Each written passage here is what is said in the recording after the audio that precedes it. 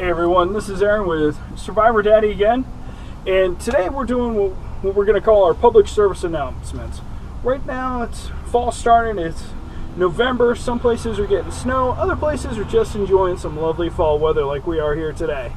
So what I want to do is talk about winterizing your vehicle. That's not getting the chains out, making sure you get the right amount of antifreeze and the batteries tapped off. No, this is about certain things to have in your car so that when it does snow, and it snows bad, you can survive. Or you at least have a few things to put you ahead of everybody else on the road. First is, y'all should have this. If you get any kind of frost, you need to have a scraper, and especially if it snows, this little brush does wonders. Alright, the most unsafe thing you can do is leave snow on the top of your car and on your hood.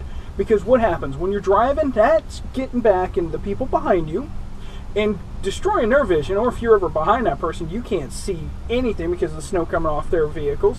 Or you hit the brakes and it all falls down in your front windshield. Now you can't see. Clean your car off. Alright? That's your safest thing. Now, many of us, we get out of our jobs and we find that somebody's plowed the streets, plowed in our car at the parking lot. Having something to dig yourself out is important. That's your next step. This is about $10. You can find it at Lowe's. Great thing is the handle extends and you can lock it in. Hey, now if you're like me and you want to go for something that's more year-round with what you're going to go with, there's always the awesome e-tool if you want to just have some military equipment laying around. Alright, as you can see, I've used this quite a bit. But you can have that in during the summer, during whatnot. There's a lot of good uses for it, and I won't explain them all. Alright? After that, sometimes you hit the ice and you get stuck. Farmers is right, alright? Have a bag of kitty litter. Now, you don't need a huge one. I had this because I was driving around with a real-wheel vehicle for a while in the snow.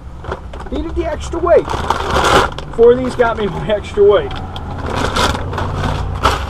Alright, now for inside your car, to keep yourself protected and safe, I suggest have a blanket and have at least one emergency blanket, i.e. the Miramars. Alright, these bad boys, these space blankets are awesome.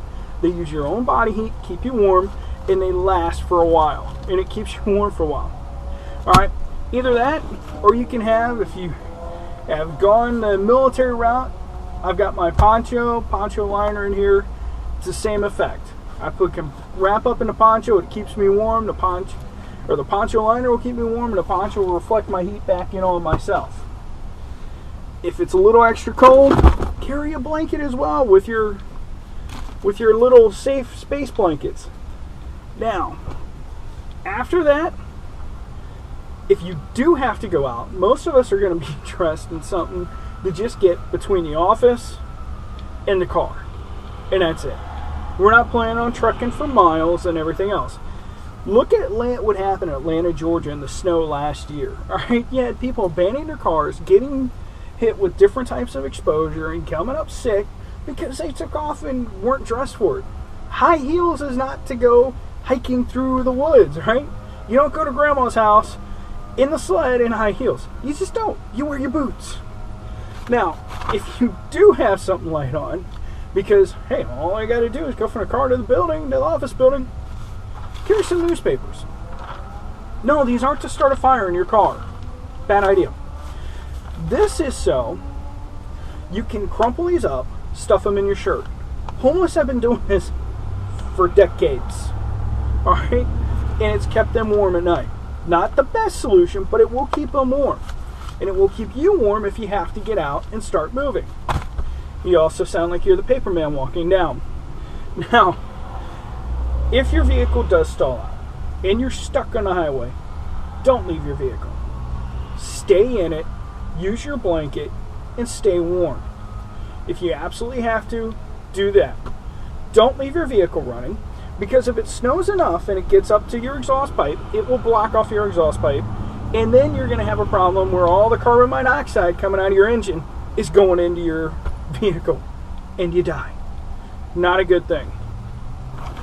After those things, I would suggest, if you're really worried about it, like you live in a northeast part of the area or somewhere where people just can't drive, like Virginia, in the snow, have something where you're set up. I have water in here with my Camelback. I also have some quick survival bars that I can chew on if it's going to be a long night. I have some way to get food into me, start my body working its chemical processes to keep you warm as well. All right. Now, if you're looking like, all right, I'm going to cross the Great Rockies or something else where I could get stuck for hours and I'm going to go out trekking, then carry something else, like a hatchet or something else. But you really don't need that. You want these simple things: a blanket, a space age, one of those space survivor blankets to go over top of that, and you're going to be fine. Sit tight with some water and some food. Wait for the emergency personnel. Do not try to hike your way out.